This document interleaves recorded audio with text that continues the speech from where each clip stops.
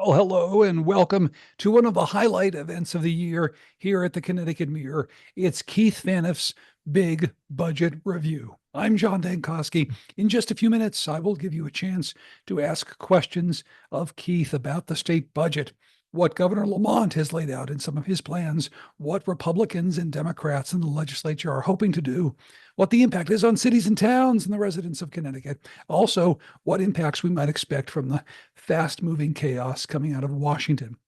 A few items first, though. I want to thank our very generous sponsors. Take a drink of water first. Yes, good old water. Our presenting sponsor is the Mohegan Tribe. The accountability sponsors are Eversource and CBIA.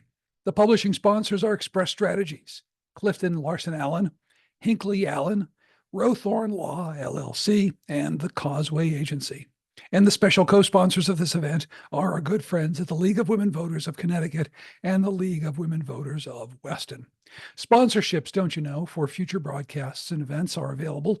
You can contact Robert DeGioia. He's producing this event. Thanks so much to Robert for doing that. And he'll be in the chat, so you can probably get in touch with him and the chat at the bottom of the screen. Okay, before we get to Keith, I have to talk to you about something, and it's not about a fundraising pitch to the Mirror, although I will make a fundraising pitch for the Mirror in just a bit. Many of you have been with me for these Mirror events for years, both live and on Zoom. You've heard me talk about policy and politics on public radio shows and interview newsmakers in many places. One thing I've heard from several of you over the course of the last couple of years or so is heartfelt concern about my voice. It's something I've struggled with for the past few years, and I've recently gotten a diagnosis that's helping me tackle this problem. I have something called spasmodic dysphonia, which is something not a lot of people have heard about until Robert Kennedy Jr. came back into the political scene. He has the same thing. It causes tremors in the vocal folds. It's hard to predict. It's hard to control. And it's really, really a pain in the butt for someone with my job. Now, I can't speak to what kind of medical treatments the likely future health secretary is getting, but I'm now receiving excellent treatment from Dr. Dennis Lafreniere and his team at UConn that I hope will solve this issue. Part of the process is a slow uptake of medication, though, that I'm taking, which is why tonight I sound like a cross between Bill Clinton and Katharine Hepburn. So I appreciate your patience, your kindness, and your close attention to tonight's event. It is much appreciated. Okay, on with the show. If you want to ask questions, go to the Q&A button at the bottom of the screen. There's also a lively chat happening, which you can take part in. If you want to ask Keith a question, though, go to Q&A. Try to keep the questions brief if possible, so I can get to as many as we possibly can. And now, the Kendrick Lamar of the state budget, Keith Phaneuf. Keith, it's always so good to see you. Thanks for doing this once again. How are you doing? Are you feeling good about the budget this year? I am feeling as good as I can be about any budget at the beginning. It's the pieces are just starting to fall into place. I realize that sounds pretty geeky, but I'll be honest, I enjoy it more as the budget season goes along. I do want to thank you for seriously hanging in there. I'm sorry that you won't be able to speak as much. Fortunately, I don't have that problem, never have. So I will try to balance things out for you. I did just want to remind all the people who came out tonight, and thanks so much. I did put in the chat my email and my Twitter handle. I know every year there's somebody who thinks of a question when we're done, or they didn't get a chance to get their question answered. So feel free to reach out and we'll try to keep the conversation going. I really appreciate you saying that too, Keith. And this came up last week when we talked to Mark Pasniokis. You can feel free to contact the Connecticut Mirror reporters. They will answer questions about all sorts of things that we can't get to in a general conversation like this. Some questions are just too specific and some we just can't get to. Okay, let's get to a couple things. And I'd like to actually start with our friends at the League of Women Voters, because they asked a question and they said, we'd really like to hear Keith talk about this. So we should probably start here. How might the unprecedented, rapidly changing actions coming out of Washington, D.C. affect Connecticut's fiscal outlook? How do you see this, Keith? I think it is probably the single biggest unknown. Everyone's referring to it as the Trump factor. What we can do is offer some perspective. I'm going to ask folks to remember the first Trump administration. That doesn't mean that there weren't changes, there weren't impacts, but believe it or not, probably the single largest impact was on the federal income tax, where they changed the state and local tax deductions. There were not radical changes to federal funding for the state of Connecticut. That said, there's a lot we're watching this time because, just to give you some numbers, we get close to $6 billion for Medicaid from Washington. We're getting about $1.4 billion for our transportation construction program.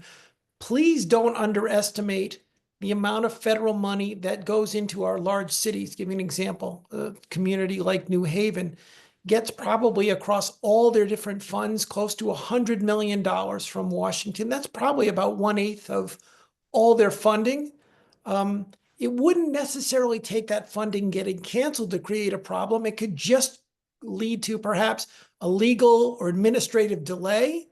You could create cash flow problems. And I'm sure the big cities are going to be watching to see if Governor Lamont and the legislature, if funding does get tied up, are prepared to back them, not just with, say, support in a legal battle, but quite frankly, if Connecticut will use its rainy day fund and its other resources to make sure that communities don't go into even short-term fiscal peril. Well, that's very interesting because I think those two pieces, Keith, are really important. On the one hand, Connecticut certainly could pledge to help cities and towns in the legal fight, which is something that is going to be ongoing. That second piece of it, though, is very interesting because it goes to something we'll be talking about a bit later, which is just aid to cities and towns in general. Do you get a sense that there are communities lining up at the governor's office saying, hey, look, we're going to need help because the Trump administration is coming after dollars we were expecting here? Well, there's legislation pending before the U.S. House, the no bailout for sanctuary jurisdictions, and how you define a sanctuary jurisdiction is still up in the air. I mean, if you look at the legislation, it's very vague. So someone could say, well, we don't have that many communities that have actually passed local ordinances. But if you're a community that follows the State's Trust Act and how you treat undocumented residents, one could make the argument that that affects just about every city and town in the state of Connecticut. I hate to keep, I'm going to sound like a broken record. It is really too soon to tell. The federal fiscal year begins in October. I think the real thing that folks are concerned about is not so much would there be any short-term chaos if an executive order puts holds on money, and not that that's pleasant. I think the larger fear is, what will President Trump and the Congress do more definitively? And I would also point out that, and I'll go back to what happened in the first Trump administration. It's not as simple as just saying, well, okay, blue states might be in for trouble, red states will be fine. Okay, Medicaid, if you cut Medicaid, and you may see some cuts, there's rumors that Medicaid will be block granted, which will ultimately mean just about everybody would take a hit. That's going to affect everyone. And red states may not have as generous as a Medicaid program as Connecticut does, but they also have more poverty than Connecticut does. They have more people in need. Just about everybody wants to build roads. If you start chopping into that, you're going to see problems there. I'm not saying it's insignificant. Some folks are worried that the impact could get into the hundreds of millions of dollars. But I just don't think you're going to be able to see that over the long haul. You certainly didn't see it the first time without getting a lot of pushback from all the states. Also direct people to take a look at a piece that Keith's colleague, Jan Ellen Spiegel, wrote today about New Haven, one of the cities, of course, that is expecting federal funding, some of the federal funding tied up in climate programs. That's another thing, not just sanctuary cities, not just diversity and equity, but cities that have local climate action efforts. Those may have some problems in funding too. Jen has an excellent piece that's just out today. Okay, so let's move forward to Connecticut right now, because a lot of that stuff is unknown. Obviously, people will have more questions about that throughout the course of this hour. Before we get into some of the budget proposals that you're covering, Keith, could you give us a sense of just how much of a surplus we're running right now? I mean, historically, like you and I have talked about this a million times, and it's only the last couple of years we've been talking about surpluses as opposed to gigantic deficits. But it's not just that we've got surpluses, we've got some pretty decent surpluses right now. Yeah, I actually, in preparation for this talk, actually went back and started to look at state surpluses historically, which was a lot of fun. And I realized that's kind of a little sad. But I went back starting through 2017, which is the year we adopted what people are calling the fiscal guardrails, the latest spending cap, borrowing cap, other savings mechanisms. Then I went back 20 more years. And what's interesting is before the era of the guardrails, if you look at all the surpluses, and the best way to equalize them is ask yourself what percentage of the budget were those surpluses? Because if you don't adjust for inflation or something, it's just going to sound like a lot of big amounts of money. If you go back 20 years, pre-guardrails, you only have 3 years where the surplus was equal to 3% of the budget or more. And none of them got above 3.3%. So basically, 3 was the high water.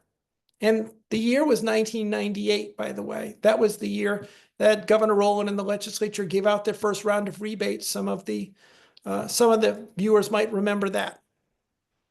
But then you go from 2017 on, and we have averaged surpluses of about $1.8 billion each year for the first 7 years of the guardrail. And right now, this fiscal year, if you look at the operating surplus in the budget, plus a special program that carves out some of our income and business tax receipts and says you have to save them too, we're again looking at 1.8, very consistent. And just to give people some perspective, 1.8 billion right now, we're talking between 8 and 9% of the general fund. Okay, so historically, again, you went back and you found 3% Was great. was the high water mark. And now we're talking about like nearly tripling that. Right. And I think I have to give credit to State Representative Maria Horn from Salisbury. She kind of summed it up in her question to the governor's budget director, Jeff Beckham, last Friday. She said, what was the purpose? And I'm paraphrasing here. What was the purpose of the guardrails? And more specifically, that savings program that says some of these income and business tax receipts you just can't spend, because the thinking was originally, and I covered it when they were adopted, we want to capture those revenues that are kind of like annual outliers.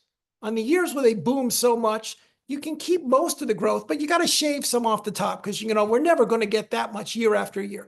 And the key is, how do you properly identify that? That has not been the experience of the guardrails, as now I'll give credit to another representative.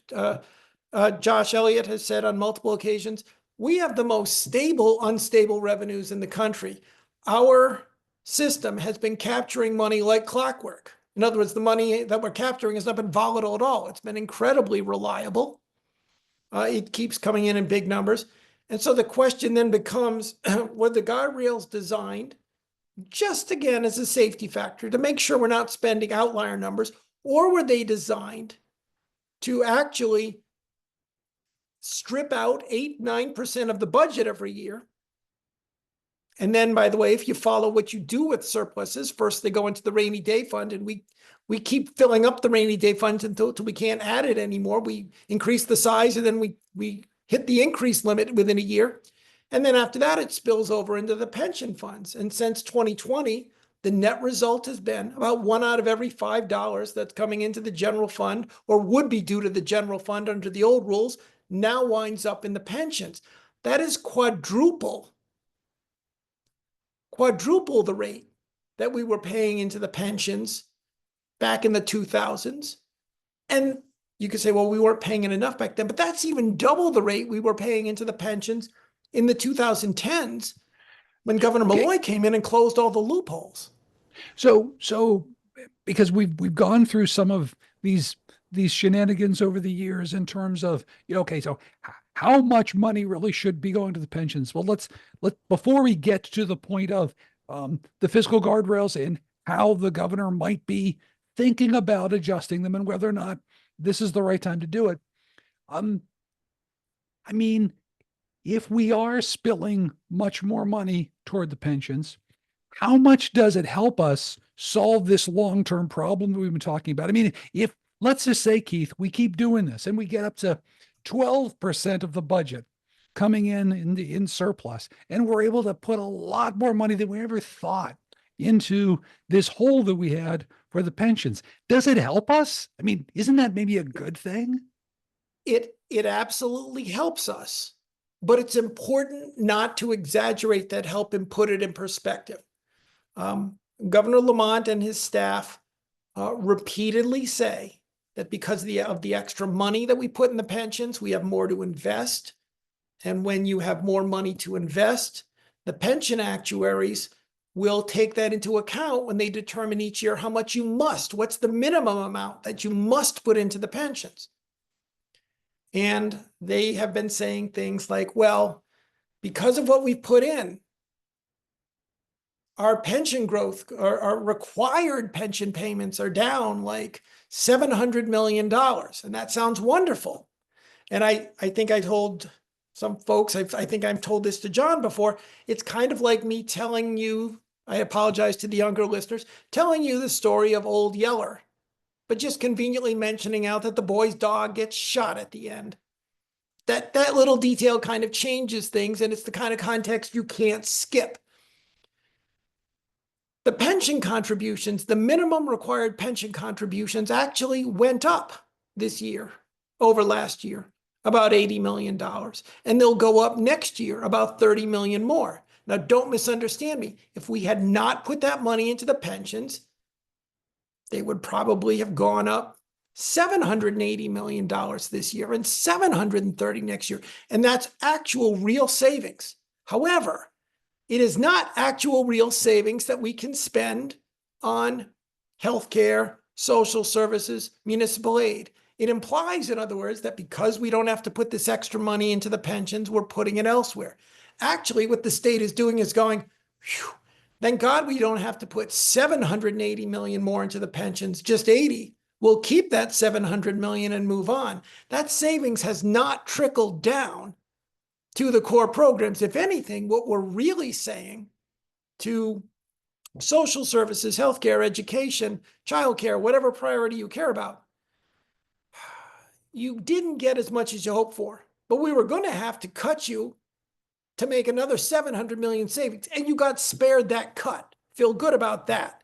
But it's not the same as saying, we've been pouring tons of extra money into you. Just about every program has been in recent years for quite a while, losing quite a bit to inflation. And now they're just losing money in some cases flat out, like when we get to higher education.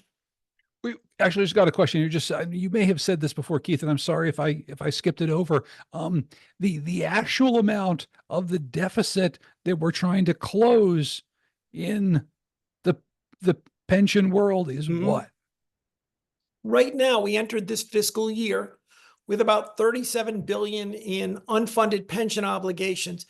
And I know it's easy to get lost in that language. Think of it this way. For about 70 years, we've all heard the story from about 1939 to about 2010. We did not save properly for our pensions. And when you don't put aside enough money year after year after year, there's less money for the treasurer to invest. You don't make those earnings. You don't make the earnings on the earnings. And over 70 years, the compound pain rolls out to about 37 billion in unfunded pension obligations. In other words, money past generations, your parents and grandparents should have saved, but didn't. And we are on the hook to pay for, largely for state employees who served prior generations and are now retired. That's where the bulk of that money goes to. Some of it is for folks on the job today, but the overwhelming bulk is for folks who've already done their public service and are now retired. And right now, we are expected to be paying on that unfunded liability well into the late 2040s. Yes, even with all the extra money we've poured into the pensions, we won't have that problem wiped off the books for quite a while. It's not like we've been pouring money into the pensions at unprecedented rates at the expense of other programs. But don't worry, because in another year or two, problem solved, you can stop holding your breath. What we're really kind of been doing is asking, again, higher ed, social services, healthcare, can you just hold your breath 20, 25 more years, and then we'll start sharing the money again. And just as this question asker was asking, and this remaining unfunded pension liability is compared to what was the number back in 2017 when we started doing things differently. Here is the problem, and why you can't compare numbers. Okay. It looks like it's going to look, if you compare to 2017, like it's almost gotten worse. The problem was in 2017, we were underestimating our pension debt. We assumed that with our pension investments, we could get an average return each year over a 25 or 30-year period of like 8 to 8.5%. And Governor Malloy and the legislature put a stop to that, got it down to around 6.9%.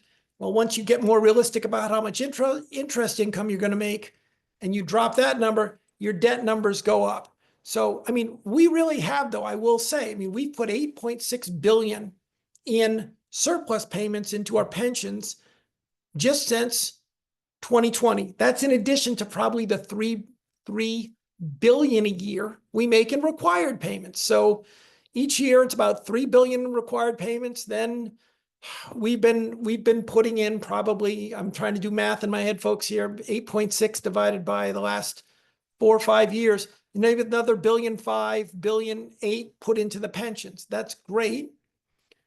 Keep in mind, though, we are whittling down a problem amassed over 3 generations, 70 years. And we've been making really great progress for 5. But there's no way you could do that in 5 years and wipe out a 70-year mess anyway. Then you could not brush your teeth for 70 years, go to the dentist and demand a pain-free fund root canal. It's just not possible. The only way out of this will be, I mean, even if we keep doing what we're doing, because the Yankee Institute did a study and looked at that, said, what if we keep the guardrails not only where they are, what if we ramp up the savings even more?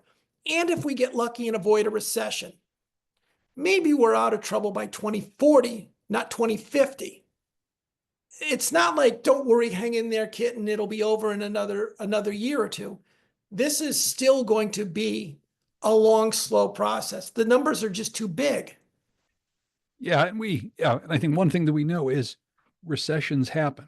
We don't know exactly when, but they do. The next question that we got, actually, before I move off of this topic, the next question, this is something, Keith, you probably know more about this than I do, so I can't fact check it on the fly.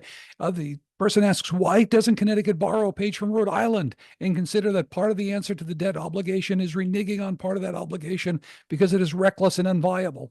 What do you know about our friends in the is it the Ocean State and how they deal with this? I honestly wish that I knew as to why we're not. I know that some folks looked at what Rhode Island did and what New York did and basically say, can we legislate away our obligations to state employees? And I will say, Rhode Island and Connecticut are not apples to apples. So I don't know exactly what they did, but I've read about what Rhode Island did. They actually just sort of passed some laws and said, these benefits change. Here's the problem. Rhode Island did not guarantee any of the benefits to state employees or other public sector workers contractually. It was just there by legislation. That's not the case in Connecticut. All of our pension benefits to state employees are in contract. Now you can say, well, what about the municipal teachers?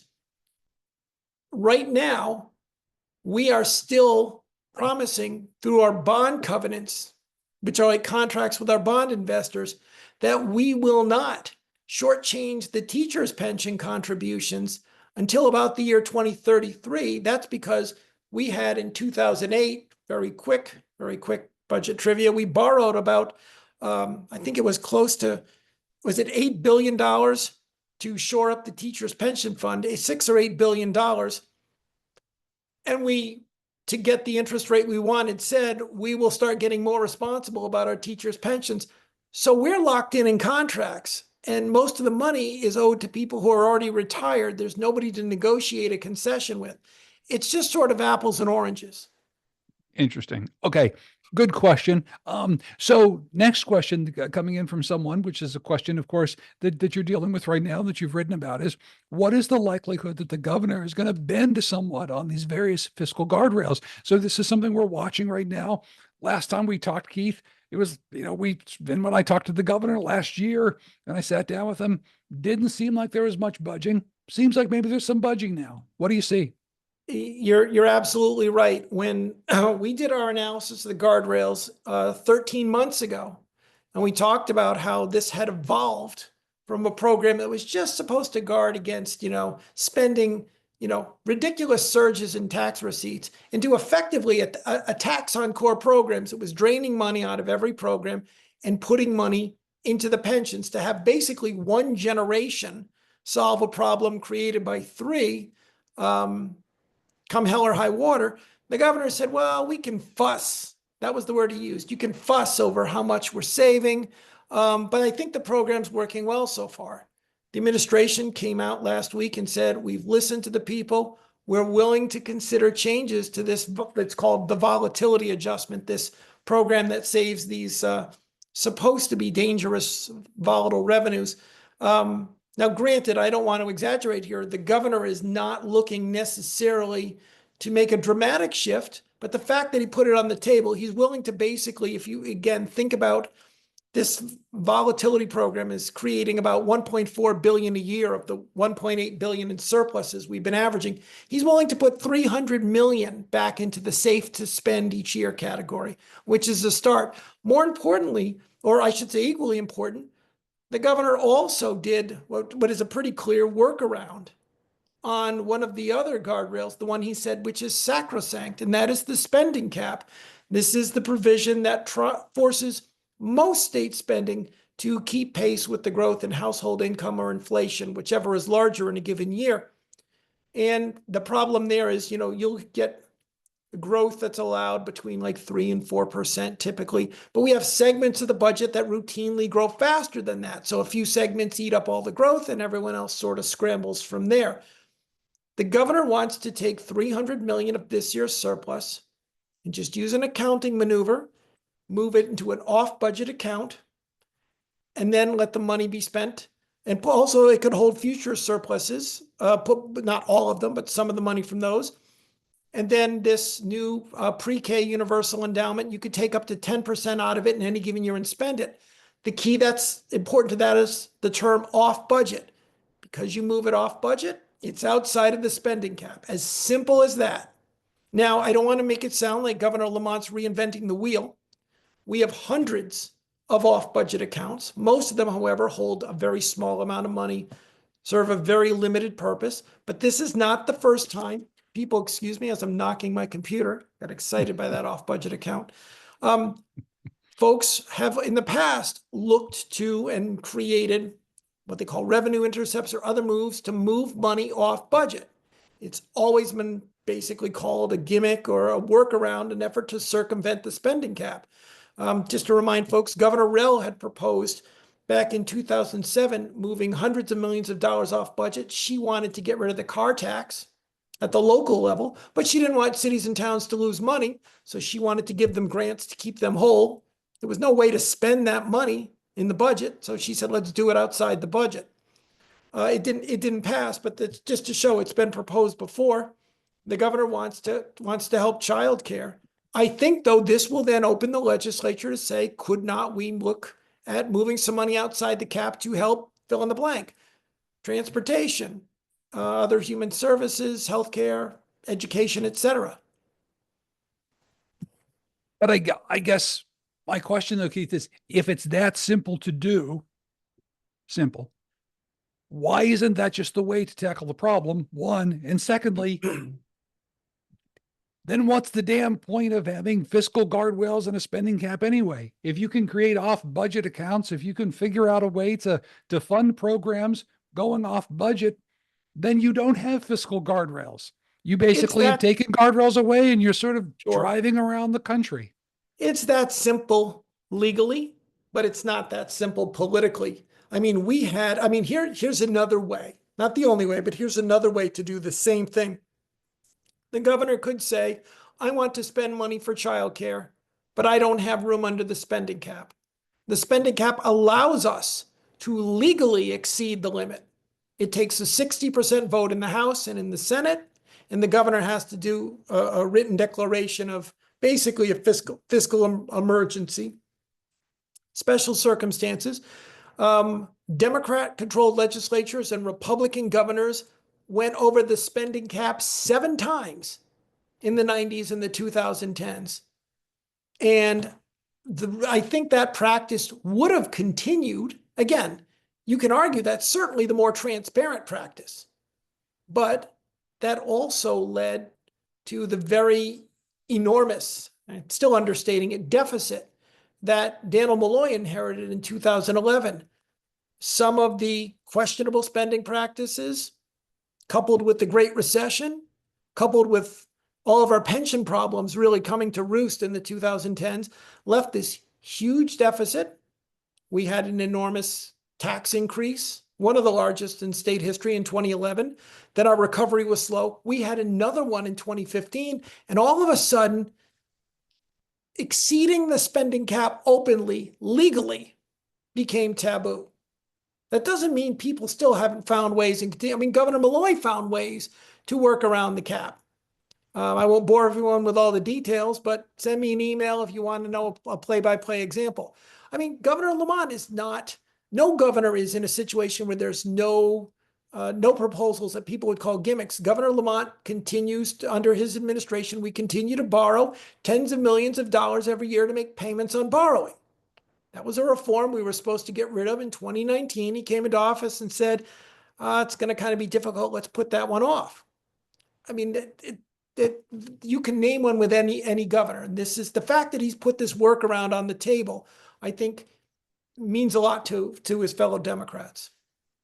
If you've got questions for Keith, you can put them in the Q&A function. I'm going to try to get to as many as I possibly can. Before we move on to the next section, I think this is a good place to put it. Somebody's asking, what have you been hearing, if anything, about higher ed funding? It's difficult to see how the colleges and universities can absorb the elimination of all the temporary funds proposed by the governor in just 1 year. Yeah, I was scrambling to check the exact number, and I'm going to be completely honest here. I'm using my budget book to get my computer propped up to just the right height.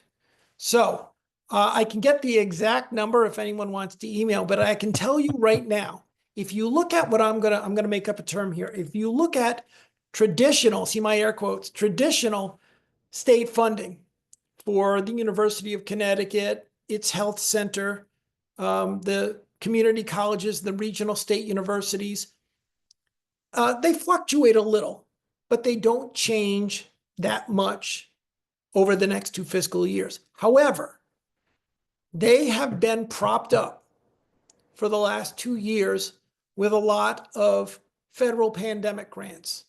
And I was telling John, I said we should call this part of the Talk Life after ARPA. The American Rescue Plan Act gave Connecticut $2.8 billion back in 2021 that we could spend outside of the guardrails. You didn't have to worry about the spending cap.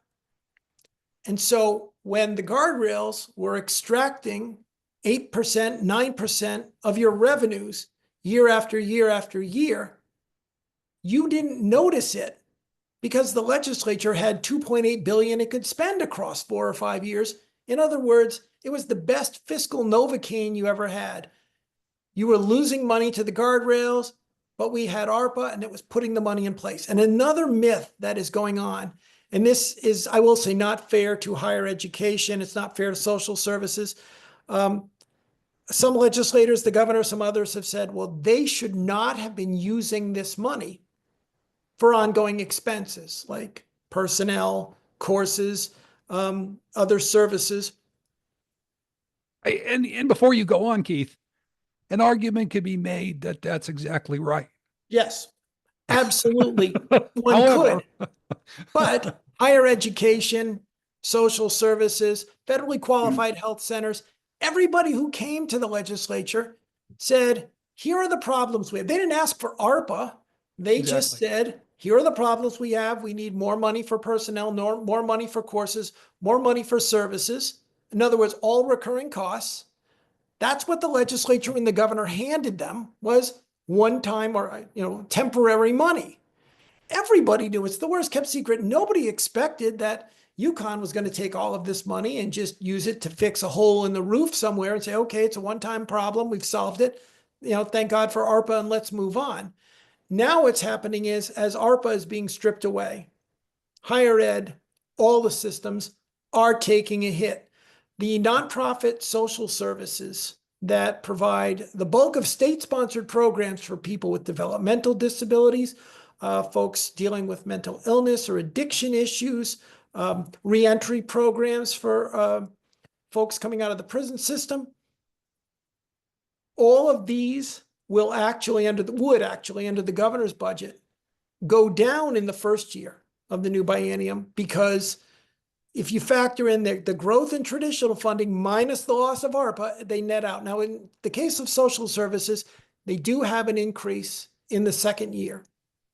But I also want to point out, and we can get into this more if we talk about municipal aid, a lot of what the governor's promising is in the second year of the budget. Ever since we went to two-year budgeting in the mid-1990s, all governors and legislatures have made a history, a cottage industry, out of dangling money in the second year. And then Why is that, Keith? really struggle because you can't afford it in the first year, but you're hoping you're going to get good luck between now and then. The problem is the guardrails are coming in like a vice, and we're all out of Novocaine. And we're starting to see holes crop up. Like even our education cost sharing grant to cities and towns, that's going up by about $85 million. But the districts estimate that they're losing about $650 million because those grants haven't really kept pace with inflation for a long time. And even though, yes, government programs don't always grow with inflation, you can't always afford to match inflation. If you don't have any COLA or any adjustment, it adds up fast. It's just like a household that's gone 10 or 12 years without a raise. Then all of a sudden you say, oh my God, life has gotten really, really, really tough. I mean, I should also mention the increased money for special education is all in the second year. It's not enough to cover all the districts wanted. It's something, but it's all in the second year. So nobody's going to be too critical because they don't want to insult anyone who might approve their money, but they're kind of also holding their breath. I'm wondering if we just do a quick exercise, and we don't have to get too in depth here, but because it is about the 5th year anniversary of the world shutting down for the COVID-19 pandemic, and that's why we got this ARPA funds. It's why the world closed in the first place. Let's go back to February of 2020, before this money came here. Like, where exactly were we at the time, Keith, before the ARPA money came in? I mean, obviously, so many things happened with the Connecticut economy, but let's just say that hadn't happened somehow. I mean, Sure. were the ARPA funds really helping to solve a giant problem that was caused by the pandemic in Connecticut? Or were they just sort of helping to prop up this bigger problem that we've had for quite some time about how to pay for important things that we need to do? Yeah, we had a lot of events happening at once. We adopted a budget with these new guardrails right around Halloween of 2017. So they really didn't, start. We were. It was 2018 and 2019 was when we were first noticing the impact. Governor Lamont comes in 2019. If you remember, the guardrails were already starting to squeeze us then. The governor didn't raise the income tax, but he had to do everything else to avoid raising the income tax. We got rid of a lot of sales tax exemptions. We created a new surcharge on prepared meals. We canceled a lot of previously approved income tax and other tax cuts. There was the new 10-cent fee on paper bags. Some folks remember that. We had to restructure our pension contributions, which is a nice way of saying we artificially lowered them in the short term and asked our kids and grandkids to pick up what we didn't pay plus interest down the road, seen as kind of unavoidable given how much past generations dumped on us. We did a lot of things then to sort of stay afloat. And then the pandemic hits. And of course, it's not good the pandemic hits. It was something that was horribly tragic, but the silver lining to the fiscal side of it, because again, it was a it's been a horrible tragedy. But the silver lining to the fiscal side of it was that Connecticut, not just in the American Rescue Plan Act, but the Coronavirus Relief Fund. There's another one, the acronym is ESSER, but it's for elementary and secondary schools, pumped huge dollars. I mean, I was talking about the nearly $3 billion, $2.8 billion that the state government got directly that it could dole out.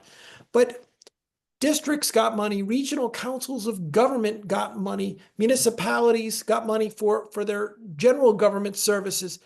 There were huge dollars pumped in. And yes, some of them did go to heal some of the financial wounds caused by the pandemic. For example, higher ed institutions had lost a lot of tuition, room and board fees when they had to clear out the campuses.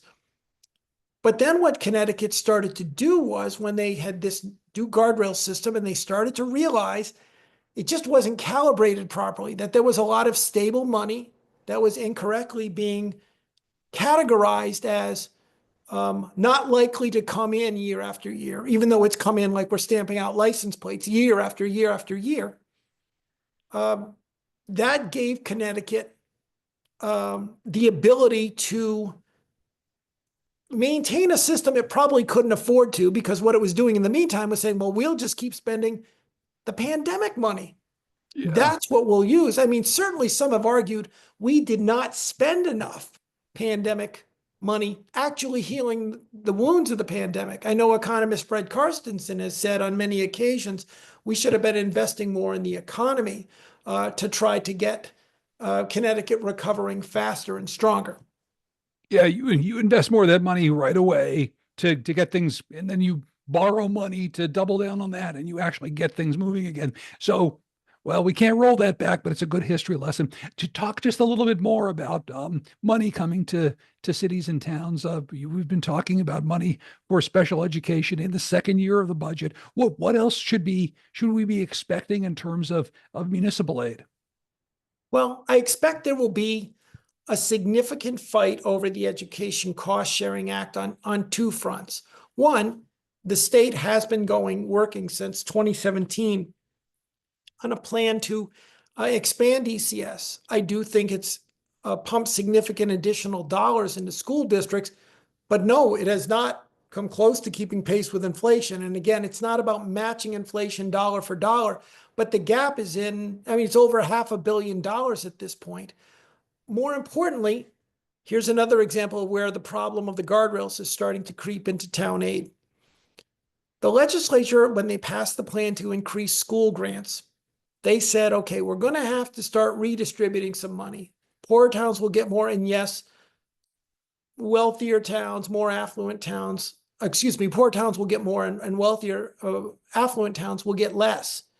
But then each year when the time came to give some towns less, the legislature would back down. They say, no, let's hold everyone harmless. Let's hold everyone harmless. Governor Lamont says we can't afford to do that anymore. And so there are dozens of communities that would actually start seeing their aid drop, their education aid drop. That is never a good thing. I think we're seeing that the formula grants for the pilot program, this is a grant that reimburses communities for a portion of the money they lose because certain properties are exempt from local taxation. Colleges, nonprofit colleges and hospitals are property tax exempt. State-owned land is property tax exempt.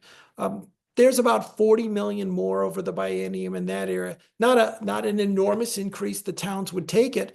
But I think that's a concern that the towns are seeing, is that first, the guardrails basically have started to squeeze higher education and social services.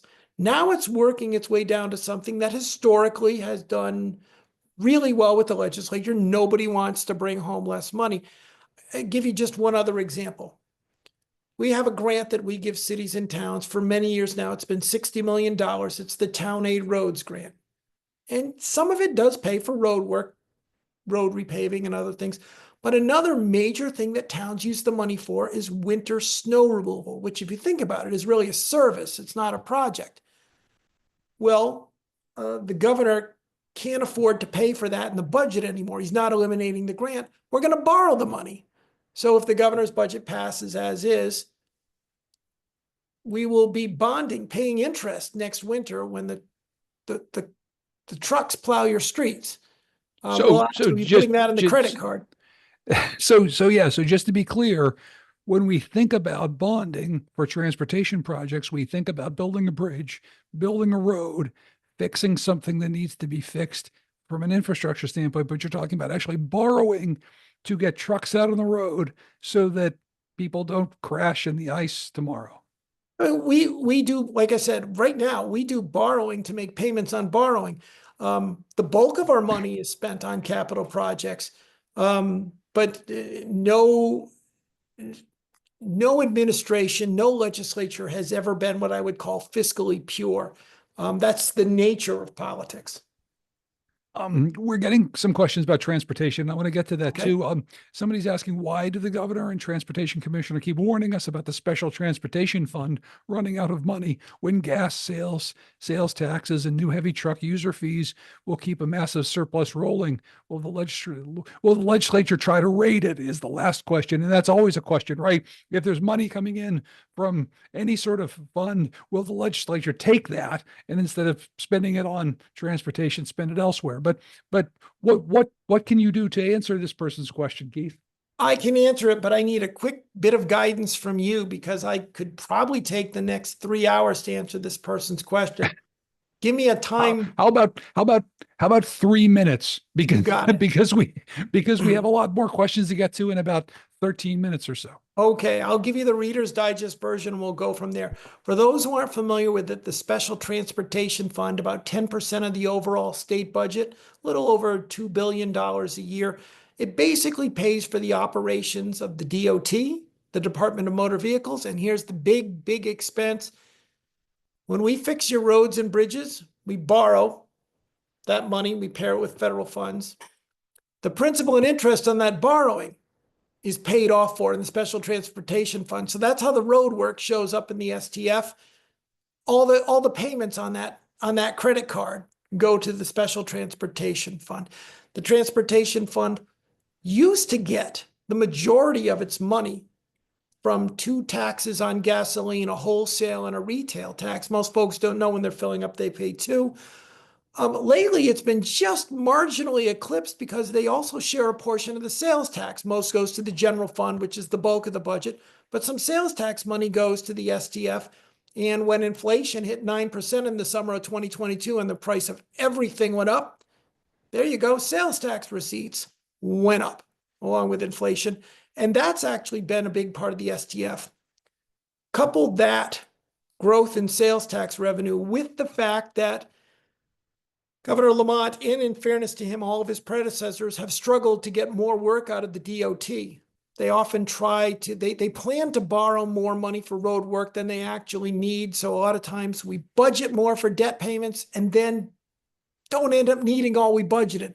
Long story short, the STF has been running surpluses in recent years, big surpluses, prompting legislators to say, use it or lose it. If you don't start using it, we'll have to cut gas taxes. As it is, we're getting reminded by people we asked for money for tolls. Back in 2019, we never passed tolls. Now we're hearing, however, the administration is very serious about ramping up borrowing for transportation by about 40% over the next 2 years. If the legislature backs them, the DOT keeps its promise, you could be seeing a lot of shovels in the ground. Believe it or not, that's all it would take to all of a sudden not push the transportation fund into insolvency, but to actually start neutralizing those surpluses. There's an estimate that by 2028, the transportation fund could be slightly in the red. You could take almost any program in state government and say, where will it be 3 years from now? And with inflation, folks might say it could be in the red.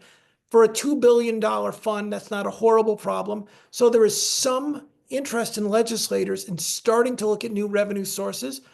I talked to the Senate chair of the Transportation Committee, Christine Cohen. She said, nobody's looking at tolls right now.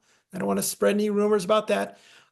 We have a story on the Mirror site today that they're starting to look at whether or not we would want to have some type of a surcharge on certain deliveries. But I think you're just going to see an interest in the coming years. If the shovels in the ground keep happening, do we need more money for the STF? Okay, so just a couple things I would just want to square with what we were just talking about, though. What's the need from the governor's standpoint for the big ramp up in transportation construction projects if indeed we have in the past planned for borrowing for construction projects that we have not been able to actually complete in any way? Like, why now? And how would we do it if we haven't been able to do it in the past? I think, quite frankly, and this is, I think this predates Governor Lamont. You can argue it predates Governor Malloy. Our transportation system is old. It's one of the oldest networks in the country. Our highways, bridges, rail lines aren't getting any younger. And I mean, we had initiatives under Governor Rell, Governor Malloy tried to get them started to ramp up transportation. There has always been a question of how many projects can the DOT get going. And I don't want to vilify the DOT. This is an agency that has historically been understaffed and underfunded. And you can't ask them to pull off miracles. The new commissioner, Garrett Eucalito, has really prioritized retaining and attracting new planners, new architects, new engineers. And don't forget, when we've had all these union concession deals, we had them in 2009, 2011, 2017, that whittle down the value of pensions for present day employees. I'm not talking about retirees, but new hires. It's harder to keep professionals. They can make more money in the private sector. And if the state pension isn't enough to keep them around, they go to work for the state for a year or two and go. But in terms of the need of what has to get done, we've known for a long time now. I'm not trying to spread rumors of another Mayanis River Bridge. I'm not saying that, but we've known for a long time that our system is getting old and needs significantly more investment. One more quick transportation question that's coming in from one of our viewers here, who says, it sounds like you're minimizing the likelihood of Trump reducing funding to Connecticut because we're a blue state. Trump has already said he may reduce transportation funding for Connecticut and other states unless we increase our marriage and birth rates. Is there money in the budget to fill anticipated loss of federal funds? And how does that impact what you just talked about, Keith, right? If we're going to ramp up transportation construction work, but then we see potentially a deficit coming, or as you've said earlier, even just the question of a deficit, it's really hard to plan a big project if you don't know where the hell the money's coming from. Right. No, and that's fair. And thank you for whoever asked that question. I certainly don't want to minimize the risk. That said, I'm simply saying I do think you're going to find that a lot of red states are going to push back. I think here's an area where we could be affected. I don't believe President Trump, I think he's made it clear he's not as interested in rail as he is in highways. So I think there are some areas where we absolutely could be affected. I don't think, though, that let's put it this way, that's certainly not the place where state legislators are most worried right now. It's absolutely bears watching. And if it turns out that the federal funding that we get, like this year, we're getting about $1.4 billion. If all of a sudden we're finding that is pulling back, that might, if anything, necessitate the need for more state spending simply to start to fill that gap. Because again, the bottom line is our bridges and our highways and our rail system are old. So one thing I will just say is Keith has very generously, as always, put his information in the chat. If you have more questions beyond what we've been able to get to, he will answer as many of them as he possibly can. Keith, they can just email you, right? They can email me and they can send me a message on Twitter. We can keep the conversation going for as many days. Just, I don't know, just say something in the email like, Keith, this is a question from your talk, and we'll go from there. Excellent. Good. So before we do wrap up, because we do have a couple more minutes left, I just want to get to what we should expect in terms of taxes. Are there going to be any tax cuts coming through? I know the governor's talked about this idea. Yes. When President Trump won, Governor Lamont said, I think it was the very next day at a press conference, that he felt that the Democratic Party at the national level had to use his words, taken its eye off the ball about the struggles of the middle class. The governor did put a modest income tax cut. He wants to increase the property tax credit. It's an income tax credit that offsets a portion of your property tax bills. It's mostly aimed at low and middle income households. Right now, the credit is worth $300. The governor would push it to $350. He'd also broaden the eligibility. It's a very popular credit. About 800,000 filers, more than 800,000, claim that credit every year. But that's probably worth about $80–85 million. The interesting thing is there are more tax increases than cuts. The governor's asking for about 160 to 180 million more a year. from corporations. The governor's also asking, and I want to be careful because this could be a tax in name only. He's asked hospitals to pay in about $140 million. The hospital tax is very controversial. We've originally used it to leverage more federal money. Literally, the industry pays in a set amount. We pay them back the exact same amount plus more. That back and forth arrangement is actually approved by Washington. Most states employ it. And that entitles us to more Medicaid reimbursement. The governor, however, is getting some concern, understandably, from the CHA, because Connecticut Hospital Association, because we're saying we want to take 140 from you, send that same 140 million back to you. We'll redistribute it a little among the hospitals, but the industry as a whole will break even. And then we'll get about 90 million more from Washington. Sounds great. Connecticut did that in 2011 with a hospital tax, but it evolved over time where we started giving the hospitals less back. We started taking more from them. They sued us. Connecticut ultimately settled in 2019 and had to backpedal quite a bit.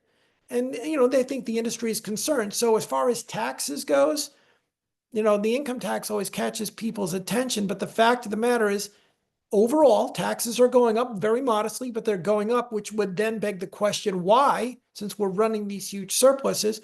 It's because the money that we can't touch, that the guardrails say is too unstable, think of it as being taken out of the budget and put in a shoebox. That's growing by leaps and bounds. The money that we can play with, the sales tax, income tax tied to paycheck withholding, that's growing more slowly. It's becoming a problem. I think that's a good place to end, because as always, you wrapped it back up in a nice bow talking about the fiscal guardrails, Keith. Somehow or other, we were able to hit both guardrails. And we had fun doing it. And we had a lot of fun along the way. Keith Vaniff is the budget guru, the Obi-Wan Kenobi of the state budget. Keith, it's always great to talk to you. Once again, if you want to get in touch with Keith and ask more questions about this, please go to the chat. You can find his email there. Keith, great to see you. Thank you so much. Thank you, John. I want to thank our sponsors. They help to make all this stuff possible, along with the people who directly support the Connecticut Mirror financially. I'd like to thank the Mohegan Tribe for being our presenting sponsor, Eversource and CBIA for being the accountability sponsors. The publishing sponsors are Express Strategies, Clifton Larson Allen, Hinckley Allen, Rowthorne Law LLC, and the Causeway Agency. And we have special co-sponsors of this event, our friends at the League of Women Voters of Connecticut and the League of Women Voters of Weston. We've got more of these events. You can find out about them at ctmirror.org/events. You can also find this event and others on our YouTube page. Keith, we're going to be huge. It's going to be all over YouTube. People are going to be sharing this worldwide. You can also register there at our events page for our next in-person event. It's with State Policy Editor Erica Phillips, interviewing a few folks at the Milford Athletic Brewing Company as part of an ongoing series on Connecticut entrepreneurs. It's called This Could Work. It's a really excellent series.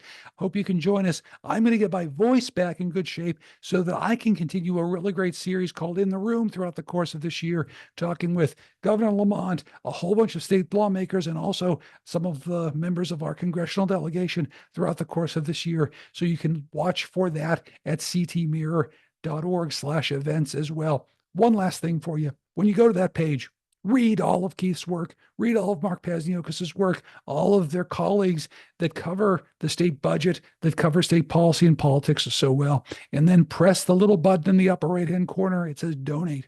That's how we support this work. It only happens because of people who read the Mirror, who come to events like this, who show up for us year after year. We're celebrating 15 years of nonprofit, nonpartisan, excellent journalism across the state. Thanks to you, and thanks to everyone who showed up tonight. It might rain tonight or maybe sleet somewhere, so please be careful on the roads. Drive home safely if you're out. If not, crack open a beer or go to bed. Thanks so much for coming.